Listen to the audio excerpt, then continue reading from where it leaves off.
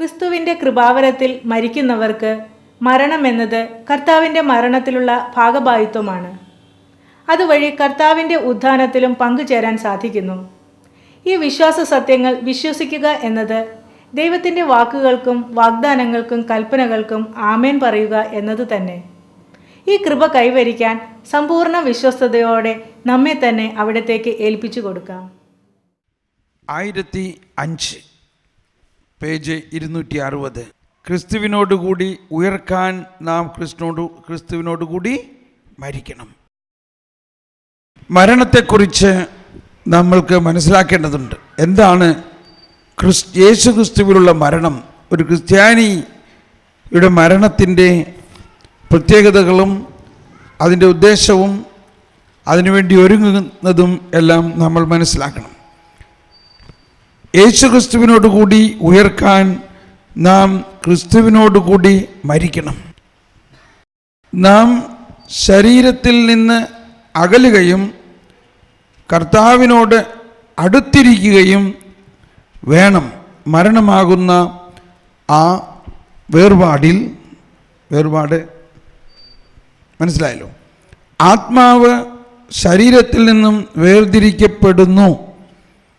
മൃതരുടെ ഉത്ഥാന ദിവസം അത് ശരീരവുമായി വീണ്ടും യോജിപ്പിക്കപ്പെടും. ഇതെല്ലാം നമ്മൾ കേട്ടുകഴിഞ്ഞ കാര്യങ്ങൾ. ഇപ്പോൾ ഇവിടെ ഈ മരണം എന്നുള്ള യാഥാർത്ഥ്യത്തെക്കുറിച്ച് പഠിക്കുന്നതിന് അത് വീണ്ടും നമ്മളോട് എടുത്തു പറയുകയാണ്. മരണത്തെ സംബന്ധിച്ചാണ് മനുഷ്യൻ്റെ അവസ്ഥ ഏറ്റവും കൂടുതൽ ദുരൂഹമായിരിക്കുന്നത്. ഒരർത്ഥത്തിൽ ശാരീരിക മരണം സ്വാഭാവികമാണ്. പക്ഷേ വിശ്വാസമനുസരിച്ച് അത് യഥാർത്ഥത്തിൽ പാപത്തിൻ്റെ വേതനം ആണ്. സ്വാഭാവികമാണ്. യഥാർത്ഥത്തിൽ ശാരീരിക മരണം സ്വാഭാവികമാണ്. പക്ഷേ വിശ്വാസമനുസരിച്ച് അത് യഥാർത്ഥത്തിൽ പാപത്തിൻ്റെ വേതനമാണ്. 566 റോമ 6:23 പാപത്തിൻ്റെ വേതനം മരണമാണ്. ജനസിസ് 2:17. ക്രിസ്തുവിൻ്റെ കൃപാവരത്തിൽ മരിക്കുന്നവർക്ക് മരണം കർത്താവിൻ്റെ മരണത്തിലുള്ള ഭാഗഭാഗിത്വമാണ്. അതിനാൽ അവർക്ക് അവിടുത്തെ ഉത്ഥാനത്തിലും പങ്കുചേരാൻ സാധിക്കും. ഇത് 3 വലിയ കാര്യങ്ങളാണ് ഇവിടെ പറഞ്ഞിരിക്കുന്നത്. ഒരവസരത്തിൽ ഇങ്ങനെ ഒരു ശക്തമായ അഭിഷേകം ഉണ്ടായി. നമ്മൾ യുഗാന്ത്യത്തിൽ കാഹളധ്വനിയോടുകൂടി ദൈവം, സർവശക്തനായ ദൈവം വീണ്ടും വന്ന് മരിച്ചവരെ ഉയർപ്പിക്കുമ്പോൾ നമ്മുടെ ശരീരം അതുവരെ ദൈവത്തോടൊപ്പം തന്നെ മഹത്വീകരിക്കപ്പെട്ട് ശരീരവുമായിട്ടുള്ള സംയോജനം ദാഹിച്ചിരിക്കുന്ന ശരീരം ദൈവത്തോടൊപ്പം മഹത്വീകരിക്കപ്പെട്ട് നമ്മുടെ ശരീരവുമായിട്ട് യോജിക്കാൻ ദാഹിച്ചിരിക്കുന്ന ആത്മാവും ശരീരവും കൂടി എപ്പോൾ യോജിക്കും? അതാണ് ഒമേഗ പോയിന്റ്. എന്താണ് ആ പോയിന്റ്? ഒമേഗ. പക്ഷേ ഈ ഒമേഗ പോയിന്റിൻ്റെ കാരണം എന്തുകൊണ്ടാ? ആൽഫ പോയിന്റാ. ആൽഫയിലൂടെ വന്നത് മാത്രമേ ഒമേഗയിൽ എത്തുന്നുള്ളൂ.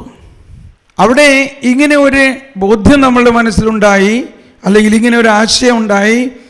ദൈവം മനുഷ്യനെ സൃഷ്ടിച്ചപ്പോൾ ആൽഫ അവൻ്റെ ആത്മാവും അവൻ്റെ ശരീരവും ആത്മാവും ചേർത്ത് ദൈവിക ഛായയിൽ ദൈവിക സ്വഭാവത്തിൽ സൃഷ്ടിച്ചു. അപ്പോൾ മറ്റൊരു വിധത്തിൽ പറഞ്ഞാൽ അവൻ പാപം ചെയ്തില്ലായിരുന്നുവെങ്കിൽ അവൻ്റെ അവസ്ഥ എന്തായിരുന്നേനെ? അവൻ പാപം ചെയ്തില്ലായിരുന്നുവെങ്കിൽ അവൻ്റെ അവസ്ഥ എന്തായിരുന്നേനെ? അവൻ ആ ആത്മാവും ശരീരവുമായിട്ട് ദൈവത്തെ പോലെ ദൈവത്തോടൊപ്പം വിശുദ്ധിയിൽ നിഷ്കളങ്കനായി ജീവിച്ചുമായിരുന്നില്ലേ? അങ്ങനെ ആയിരുന്നെങ്കിൽ ഈ മരണം ഉണ്ടാകുമായിരുന്നോ? ഏത് മരണം? ഈ സ്വാഭാവികമായ മരണം ഉണ്ടാകുമായിരുന്നോ? അങ്ങനെ ആയിരുന്നെങ്കിൽ ഈ സ്വാഭാവികമായ മരണം തന്നെ ഉണ്ടാവില്ലായിരുന്നു. ഇപ്പോൾ പ്രശ്നമായി. പിന്നെ അവരെ ഇവിടെ എങ്ങനെ അവൻ പിന്നെ നിത്യജീവനിലേക്ക് പ്രവേശിക്കും അല്ലേ? അവൻ പിന്നെ എങ്ങനെ നിത്യജീവനിലേക്ക് പ്രവേശിക്കും? അവൻ നിത്യജീവനിലാണ് അവിടെ. കാരണം അവൻ പാപത്തിലൂടെ അവൻ മുറിക്കപ്പെട്ടിട്ടില്ല. ദൈവമായിട്ടുള്ള ബന്ധം പാപത്തിൽ വീണിട്ടില്ല. അപ്പോൾ വാസ്തവത്തിൽ ദൈവം നമ്മളെ പുനഃസ്ഥാപിക്കുകയാണ്. ഏതവസ്ഥയിലേക്ക്? ഈ ആദ്യ അവസ്ഥയിലേക്ക് നമ്മളെ പുനഃസ്ഥാപിക്കുകയാണ്. അതാണ് വാസ്തവത്തിൽ ആ ജെറമിയ പ്രവചനത്തിൽ പറഞ്ഞതിൻ്റെ അർത്ഥം. നമ്മളതിനെ താൽക്കാലികമായിട്ട് നമ്മുടെ കുടുംബകാര്യങ്ങൾക്കൊക്കെ വേണ്ടി വ്യാഖ്യാനിക്കണമെന്നുള്ളൂ. ഏതാ പറഞ്ഞത്? എനിക്ക് നിന്നെക്കുറിച്ചൊരു പദ്ധതിയുണ്ട്, അത് നിൻ്റെ നാശത്തിനുള്ള പദ്ധതിയല്ല, അത് നിൻ്റെ ക്ഷേമത്തിനും ശുഭകരമായ ഭാവിക്കുമുള്ളതാണ്. നീ എന്നെ വിളിച്ചപേക്ഷിക്കുമ്പോൾ ഞാൻ നിനക്ക് ഉത്തരമരുളും. നീ പൂർണ്ണ ഹൃദയത്തോടെ എൻ്റെ അടുത്ത് വരുമ്പോൾ നീ എന്നെ കണ്ടെത്താൻ ഞാൻ ഇടയാക്കും. ഞാൻ നിൻ്റെ ഐശ്വര്യം പുനഃസ്ഥാപിക്കും. പക്ഷേ നമ്മൾ കുറേ കാലം മുമ്പൊക്കെ കേട്ടിരുന്നത് എങ്ങനെയാ? ഞാനിങ്ങനെ ധ്യാനം കൂടി കഴിഞ്ഞ് വീട്ടിൽ വന്നപ്പോൾ എനിക്ക് വിസ കിട്ടി, അല്ലെങ്കിൽ എനിക്ക് നഷ്ടപ്പെട്ടു പോയ ജോലി കിട്ടി, അല്ലെങ്കിൽ എനിക്ക് വീട് പണിത് കിട്ടി, അല്ലെങ്കിൽ എനിക്ക് നല്ല കല്യാണം നടന്നു, ഞാൻ വിസയായിട്ട് പറന്നു. കർത്താവ് എല്ലാം പുനഃസ്ഥാപിച്ചു. ശരിയായിരിക്കാം, നമ്മളുടെ ഒട്ടിയ വയറിന് ഇതൊക്കെയാണ് ഒരാശ്വാസം. ഇതൊരിക്കൽ ഉപവാസത്തെക്കുറിച്ച് കർത്താവ് പറഞ്ഞ ഒരു കാര്യമാണ്. ഒരു സമയത്ത് നമ്മളെല്ലാവരും വിട്ട് കർത്താവിന് വേണ്ടി ഇറങ്ങി. പക്ഷേ 10-25 പേര് ഞങ്ങളുടെ കൂടെ ഉണ്ട് അവിടെ താമസിക്കാൻ. അപ്പോൾ വത്സ ഒരു ദിവസം വിളിച്ചിട്ട് പറയുകയാണ്, ഇവിടെ കുറേ പേര് ഉപവസിക്കുന്നവരുണ്ട്, പക്ഷേ എല്ലാവരും ഉപവസിക്കുന്നവരല്ലല്ലോ, അവർക്ക് ഭക്ഷണം കഴിക്കാൻ വേണ്ടേ. അപ്പോഴും കർത്താവ് പറയുകയാണേ, ഒട്ടിയ വയറിനെ ഒട്ടാത്ത ആത്മാവുള്ളൂ. എന്താ പറഞ്ഞത്? ഒട്ടിയ വയറിനെ ഒട്ടാത്ത ആത്മാവുള്ളൂ. കണ്ടോ, ഉപവാസത്തിൻ്റെ വേറൊരു ബോധ്യമാണ്. ഒട്ടിയ വയറിനെ ഒട്ടാത്ത ആത്മാവുള്ളൂ. ഇതൊക്കെ എഴുതി വെച്ചിട്ടുള്ളതാണ്. എനിവേ, അത് പറയാനെന്താ കാരണം ഉണ്ടായേ? അപ്പം ഞാൻ എല്ലാം പുനഃസ്ഥാപിക്കും. അപ്പോൾ അങ്ങനത്തെ ആ പുനഃസ്ഥാപനം എന്ന് പറയുന്നത് മനുഷ്യൻ്റെ ഒറിജിനൽ ഇന്നസെൻസ്, ഉദ്ഭവ വിശുദ്ധി. ആ ഉദ്ഭവ വിശുദ്ധി ആയിരിക്കുന്ന അവസ്ഥ നമ്മുടെ അവകാശമാണ്. കാരണം നമ്മൾ പാപം ചെയ്തു പോയി, ഇതിനകത്ത് വീണ്ടെടുത്ത് കഴിഞ്ഞിട്ട് നമ്മൾ ഏതവസ്ഥയിലേക്ക് കൊണ്ടുവരും? ആ ഉദ്ഭവ വിശുദ്ധിയിലേക്ക് കൊണ്ടുവരും. ഈ പോയിന്റ് ഇപ്പോഴും നമ്മൾ പറഞ്ഞു പോകുമ്പോൾ സൃഷ്ടിയിലേക്കല്ലേ പോണത് അല്ലേ? ഈ പോയിന്റിലേക്ക് വരുമ്പോഴാണ് ആൽഫ ഒമേഗ ഒന്നായി മാറുന്നത്. I am the alpha and omega. വാസ്തവത്തിൽ ഈ രണ്ടും തമ്മിൽ വലിയ വ്യത്യാസം ഇല്ല. അവിടെ വരുമ്പോൾ ഒമേഗ പോയിന്റിൽ വരുമ്പോൾ അവസാനം മനുഷ്യൻ ആൽഫ പോയിന്റ് തന്നെ വന്ന് ചേരും. എത്ര വലിയ മഹത്തായ പദ്ധതിയോടെ ദൈവം മനുഷ്യനെ ഉണ്ടാക്കിയോ ആ പദ്ധതിയിലേക്ക് ദൈവം മനുഷ്യനെ തിരിച്ചു കൊണ്ടുവരും. അപ്പോൾ ആ രീതിയിലാണ് നമ്മൾ കാണേണ്ടത്. ദൈവം മനുഷ്യനെ സൃഷ്ടിച്ചപ്പോൾ ദൈവത്തിൻ്റെ പദ്ധതിയിൽ അവൻ മരിക്കാൻ വേണ്ടിയല്ല സൃഷ്ടിച്ചത്. അവൻ ദൈവത്തെ പോലെ ദൈവത്തോടൊപ്പം, ദൈവത്തിൻ്റെ ഛായയിൽ ദൈവത്തോടൊപ്പം എന്നെന്നും നിത്യമായി ജീവിക്കാൻ വേണ്ടിയാണ് അവനെ സൃഷ്ടിച്ചത്. എന്നാൽ അവൻ പാപം ചെയ്തപ്പോൾ അതിലൂടെ തിന്മ അവനിലേക്ക് കടന്നു വരികയും ആ ദൈവത്തിൻ്റെ പരിപാലനയുടെ കരത്തെ അവൻ നിഷേധിക്കുകയും ദൈവത്തിൽ നിന്ന് അകലുകയും ചെയ്തപ്പോൾ മരണം അവൻ്റെ ജീവിതത്തിൽ പ്രവേശിക്കുന്നു. അതാണ് ഉൽപ്പത്തി 2:17 പറഞ്ഞത്. എന്താ? എന്നാൽ നന്മ തിന്മകളെക്കുറിച്ചുള്ള അറിവിൻ്റെ വൃക്ഷത്തിലെ ഫലം നീ തിന്നരുത്, അത് തിന്നുന്ന ദിവസം നീ മരിക്കും. വാസ്തവത്തിൽ പാപകരമായ ഒരു മരണമാണെങ്കിലും ആ മരണമാണ് വിശ്വാസത്തിൻ്റെ കാഴ്ചയിലൂടെ എല്ലാ മരണത്തിൻ്റെയും കാരണം. എന്നിരുന്നാലും ഇനി അടുത്തത് എന്താ എഴുതിയിരിക്കുന്നത്? ക്രിസ്തുവിൻ്റെ കൃപാവരത്തിൽ മരിക്കുന്നവർക്ക് മരണം കർത്താവിൻ്റെ മരണത്തിലുള്ള ഭാഗഭാഗിത്വമാണ്. എല്ലാവരും ഒന്ന് ശബ്ദമുയർത്തിയേറ്റ് പറഞ്ഞേ, ക്രിസ്തുവിൻ്റെ കൃപാവരത്തിൽ മരിക്കുന്നവർക്ക് മരണം കർത്താവിൻ്റെ മരണത്തിലുള്ള ഭാഗഭാഗിത്വമാണ്. എന്താണ് അതിൻ്റെ അർത്ഥം?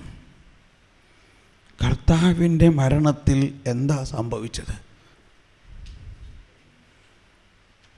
കർത്താവിൻ്റെ മരണത്തിൽ എന്താ സംഭവിച്ചത്? ചിലതൊക്കെ നമ്മൾ കുറേ ചിന്തിക്കുകയും ചെയ്യണം കേട്ടോ. എന്താ വാസ്തവത്തിൽ അവിടെ സംഭവിച്ചത്? പലതും സംഭവിച്ചു. മരത്താലേ വന്ന പാപങ്ങൾ, മരത്താലേ വന്ന പാപങ്ങൾ മരത്താലേ മായ്ക്കുവാനായി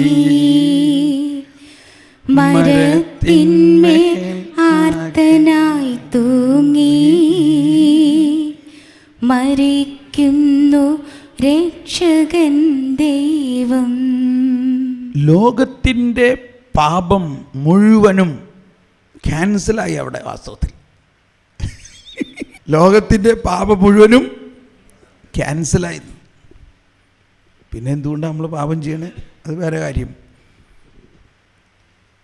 മാത്രമല്ല, മരണത്തെ തൻ്റെ മരണത്തിലൂടെ അവൻ കീഴടക്കി. ഇതിൻ്റെ അർത്ഥമാണ് ഇവിടെ പ്രസക്തി. 1085 യേശു മരിക്കുന്നു, അടക്കപ്പെടുന്നു, മൃതരിൽ നിന്ന് ഉയർക്കുന്നു, പിതാവിൻ്റെ വലതുഭാഗത്ത് എന്നേക്കുമായി ഉപവിഷ്ടനായിരിക്കുന്നു. അവിടുത്തെ പെസഹ രഹസ്യം നമ്മുടെ ചരിത്രത്തിൽ നടന്ന ഒരു യഥാർത്ഥ സംഭവമാണ്. എന്നാൽ അത് അനന്യമാണ്. മറ്റെല്ലാ ചരിത്ര സംഭവങ്ങളും ഒരിക്കൽ നടക്കുന്നു, എന്നിട്ട് അവ ഭൂതകാലത്തിൽ അലിഞ്ഞു കടന്നു പോകുന്നു. നേരെ മറിച്ച് ക്രിസ്തുവിൻ്റെ പെസഹ രഹസ്യം ഭൂതകാലത്തിൽ മാത്രം നിലനിൽക്കാൻ സാധ്യമല്ല. എന്തെന്നാൽ തൻ്റെ മരണം വഴി അവിടുന്ന് മരണത്തെ നശിപ്പിക്കുന്നു. ഇതാഴമായി ചിന്തിക്കേണ്ട ഒരു വിഷയമാണ്. തൻ്റെ മരണം വഴി അവിടുന്ന് മരണത്തെ നശിപ്പിച്ചു. ഇത് മരണത്തിൻ്റെ മേൽ വിജയം. അപ്പോൾ അതെന്ത് മരണം? അത് ഈ സംഭവങ്ങളിലെല്ലാം യേശു എന്ത് ചെയ്യുകയായിരുന്നു? യേശു ഈ സംഭവങ്ങളെല്ലാം ജീവിക്കുകയായിരുന്നു. ഏത് സംഭവത്തിൽ ജീവിക്കുകയായിരുന്നു? മരണത്തിൽ യേശു ജീവിക്കുകയായിരുന്നു.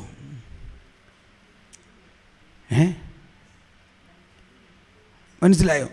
അപ്പോൾ അതിനെ ഇപ്പം നമുക്കൊരു കണക്ഷൻ കിട്ടും. ഒന്ന്, മരണത്തിലൂടെ യേശു ലോകപാപത്തെ മുഴുവനും കീഴടക്കി. അപ്പോൾ പാപത്തിൻ്റെ പരിണത ഫലമാണല്ലോ മരണം. അങ്ങനെ ഈ അവസാന ശത്രുവായ മരണത്തെയും യേശു കീഴടക്കി. ആ കീഴടക്കിയതിൻ്റെ വിജയമാണ് ഉയർപ്പ്. അപ്പോൾ മരണത്തിലൂടെ, വാസ്തവത്തിൽ യേശു മരണത്തിലൂടെ ജീവിച്ചുകൊണ്ട് മാനവരാശിയുടെ മുഴുവനും പാപത്തിലൂടെയുള്ള മരണത്തെ കീഴടക്കി. മരണത്തെ യേശുവിൻ്റെ മരണത്തിലൂടെ കീഴടക്കി എന്നുള്ളതാണ്. ഇനി ഒന്ന് വായിച്ചു നോക്കിയേ. ക്രിസ്തുവിൻ്റെ കൃപാവരത്തിൽ മരിക്കുന്നവർക്ക് മരണം കർത്താവിൻ്റെ മരണത്തിലുള്ള ഭാഗഭാഗിത്വമാണ്. അപ്പോൾ കർത്താവിൻ്റെ മരണത്തിലുള്ള ഭാഗഭാഗിത്വം എന്ന് പറയുമ്പോൾ എന്താണ് അവിടെ സംഭവിക്കുന്നത്? കർത്താവ് തൻ്റെ മരണത്തിലൂടെ മരണത്തെ കീഴടക്കിയ പോലെ നമ്മൾ ഓരോരുത്തരും കർത്താവിനോട് ചേർന്ന് മരിക്കുമ്പോൾ നമ്മൾ വാസ്തവത്തിൽ നമ്മുടെ മരണത്തെ കീഴടക്കുന്നു. പാപം മൂലമുള്ള നമ്മുടെ മരണത്തെ കീഴടക്കുന്നു. ഇനി പാപത്തിന് നമ്മളെ ഒന്നും ചെയ്യാൻ പറ്റില്ല. മരിച്ചു കഴിഞ്ഞാൽ പാപം ചെയ്യാൻ പറ്റില്ല. ഈ മരിക്കുന്നത് വരെയല്ലേ ഈ ശരീരം ഇട്ട് നമ്മളെ ഇട്ട് ഇങ്ങനെ കശക്കുള്ളൂ. മരിച്ചു കഴിഞ്ഞാൽ പാപം ചെയ്യാൻ പറ്റുമോ? പാപം ചെയ്യാൻ പറ്റില്ല. അതുകൊണ്ടാണ് മരിച്ചു കഴിഞ്ഞാൽ ശുദ്ധീകരണം വേഗം നടക്കുന്നത്. മരിച്ചു കഴിഞ്ഞാൽ ഉടനെ നമ്മൾ ഓടിപ്പടഞ്ഞ്, അതുവരെ പള്ളിയിൽ പോകാത്ത ആളുകളൊക്കെ പള്ളിയിൽ പോയി, അതുവരെ ഒന്നും ചെയ്യാത്ത മാതാപിതാക്കൾക്ക് വേണ്ടി ഒന്നും ചെയ്യാത്ത ചേട്ടന്മാരൊക്കെ വന്നിട്ട് തേച്ചോ കുർബാനയിലണം, റാസ അത് ഇതൊക്കെ വേഗം എന്തെങ്കിലും ചെയ്ത് അങ്ങേരെ ഒന്ന് നടക്കും. അപ്പോൾ ഇത്തരം വിവരമൊക്കെ നമുക്കുണ്ട്. കാര്യം ഇതൊക്കെ ആണെങ്കിലും ക്രിസ്തുവിൻ്റെ കൃപാവരത്തിൽ മരിക്കുന്നവർക്ക് മരണം കർത്താവിൻ്റെ മരണത്തിലുള്ള ഭാഗഭാഗിത്വമാണ്. അതിനാൽ അവർക്ക് അവിടുത്തെ ഉത്ഥാനത്തിൽ പങ്കുചേരാനും സാധിക്കും. ഓക്കെ, ഇതിനെക്കുറിച്ച് കുറച്ച് വിശദമായിട്ട് നിങ്ങൾ ധ്യാനിക്കുന്നത് നല്ലതാണ്. വേണമെങ്കിൽ ഇതിൻ്റെ സൈഡിൽ എഴുതിയിരിക്കുന്ന 2 പാരഗ്രാഫുകളുടെ നമ്പറിലേക്ക് ഒന്ന് ചെന്ന് നോക്കി. എന്താ അവിടെ എഴുതിയിരിക്കുന്നത്? 164. ഇപ്പോൾ നമ്മൾ ചരിക്കുന്നത് വിശ്വാസത്താലാണ്, കാഴ്ചയാലല്ല. കണ്ണാടിയിലൂടെ അവ്യക്തമായി ഭാഗികമായി മാത്രം നമ്മൾ ദൈവത്തെ അറിയുന്നു.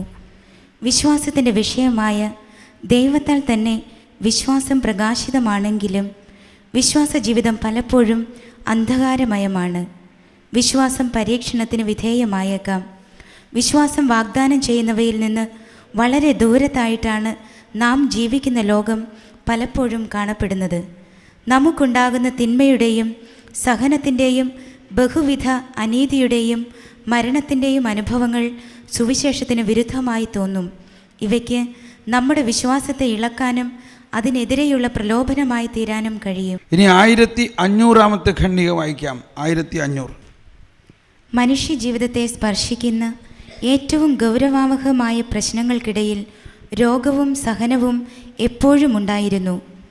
രോഗത്തിൽ മനുഷ്യൻ തൻ്റെ ബലഹീനതയും പരിമിതികളും നൈമിഷികതയും അനുഭവിച്ചറിയുന്നു. ഓരോ രോഗവും മരണത്തെ എത്തിനോക്കുവാൻ നമ്മെ നിർബന്ധിക്കുന്നു. ഓരോ രോഗങ്ങളും മരണത്തെ എത്തിനോക്കുവാൻ നമ്മളെ. ഇനി നമുക്ക് 1007.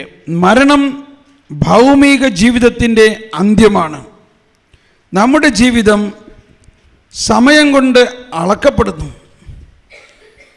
അതിൻ്റെ ഗതിയിൽ നമുക്ക് മാറ്റം സംഭവിക്കുകയും നാം വാർദ്ധക്യത്തിലെത്തുകയും ചെയ്യുന്നു. ഭൂമിയിലെ സകല ജീവജാലങ്ങൾക്കും എന്ന പോലെ മരണം ജീവിതത്തിൻ്റെ സ്വാഭാവിക അന്ത്യം പോലെ കാണപ്പെടുന്നു. മരണത്തിൻ്റെ ഈ പ്രത്യേകത നമ്മുടെ ജീവിതത്തിന് അടിയന്തര സ്വഭാവം നൽകുന്നു. നമ്മുടെ ജീവിതത്തെ സാക്ഷാത്കാരത്തിലേക്ക് എത്തിക്കുന്നതിനും പരിമിതമായ സമയമേ ഉള്ളൂ എന്ന് മനസ്സിലാക്കാൻ മർത്യതയെപ്പറ്റിയുള്ള സ്മരണ നമ്മെ സഹായിക്കുന്നു. ഇതിനെ ഒറ്റ സെൻറ്റൻസിൽ വേറൊരു ഖണ്ഡികയിൽ എഴുതിയിട്ടുണ്ട്.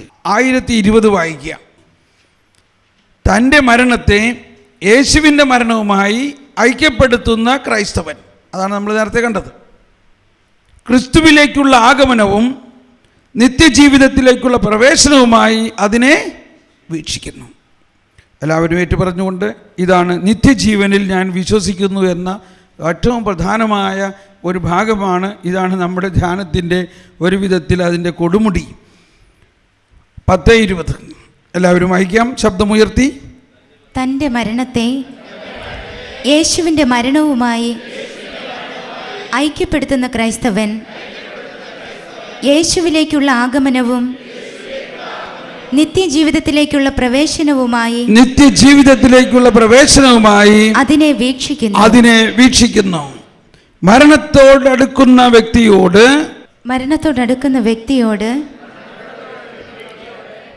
സഭ ക്ഷമയുടെയും പാപമോചനത്തിന്റെയും വാക്കുകൾ അവസാനമായി പറയുമ്പോൾ ശക്തി പ്രദാനം ചെയ്യുന്ന അഭിഷേകം കൊണ്ട് അവസാനമായി അവനെ മുദ്രവെക്കുമ്പോൾ യാത്രയ്ക്കുള്ള ഭക്ഷണമായി ക്രിസ്തുവിനെ തിരുപാഥേയത്തിൽ നൽകുമ്പോൾ മധുരമായ ഉറപ്പോടെ ഇങ്ങനെ പറയുന്നു, നിന്നെ സൃഷ്ടിച്ച സർവശക്തനായ പിതാവായ ദൈവത്തിന്റെ നാമത്തിൽ ഈ ലോകത്തിൽ നിന്ന് അല്ലയോ ക്രൈസ്തവാത്മാവേ